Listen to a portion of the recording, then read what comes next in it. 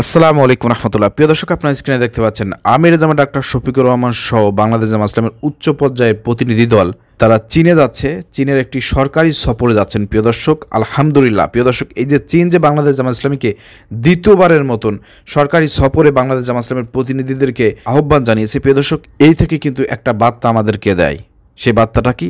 আন্তর্জাতিক মহলে বাংলাদেশ জামাত ইসলামের যে গ্রহণযোগ্যতা, সেই বার্তাটাই কিন্তু আজকে এই চীন সফরের মাধ্যমে সারা বাংলাদেশের মানুষকে দিচ্ছে বাংলাদেশ জামাত ইসলামী। আন্তর্জাতিকভাবে বাংলাদেশ জামাত ইসলামী উচ্চ পর্যায়ে পৌঁছে গিয়েছে। আপনারা দেখেছেন প্রিয় দর্শক, এর আগে বাংলাদেশ জামাত ইসলামের অফিসে মাঝে মাঝেই বিদেশি রাষ্ট্রদূতরা এসে বৈঠক করে জামাত ইসলামের সঙ্গে। এর কারণটা কি?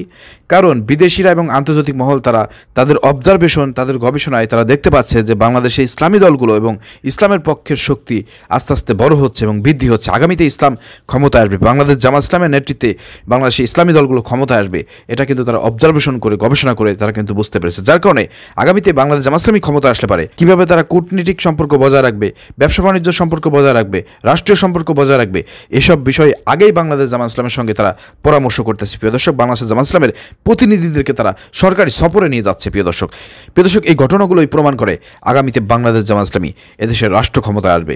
তো আলহামদুলিল্লাহ প্রিয় দর্শক, বাংলাদেশ জামাত ইসলামীর এই ধরনের কার্যক্রম দেখে অনেকের হয়তো গা জ্বলতেছে। প্রিয় দর্শক, বাংলাদেশ জামাত ইসলামীকে নিয়ে আন্তর্জাতিক মহল কিন্তু ইতিমধ্যেই তারা চিন্তা ভাবনা শুরু করেছে যে আগামীতে বাংলাদেশ জামাত ইসলামী ক্ষমতায় আসতে পারে, তাদের সঙ্গে কিভাবে তারা ডিল করবে। ব্যবসা বাণিজ্য, কূটনীতি, রাষ্ট্রনীতি, পররাষ্ট্রনীতি, বৈদেশিক ব্যবসা বাণিজ্য সব কিছু তাদের সঙ্গে কীভাবে ডিল করবে, এ বিষয়ে বাংলাদেশ জামাত ইসলামের সঙ্গে আগেভাগেই তারা আপনার ডিল করতেছে, কথাবার্তা করতেছে, পরামর্শ করতেছে। তো আলহামদুলিল্লাহ, আগামীতে ইনশাল্লাহ বাংলাদেশ জামাত ইসলামী দেশের রাষ্ট্র ক্ষমতা আসবে।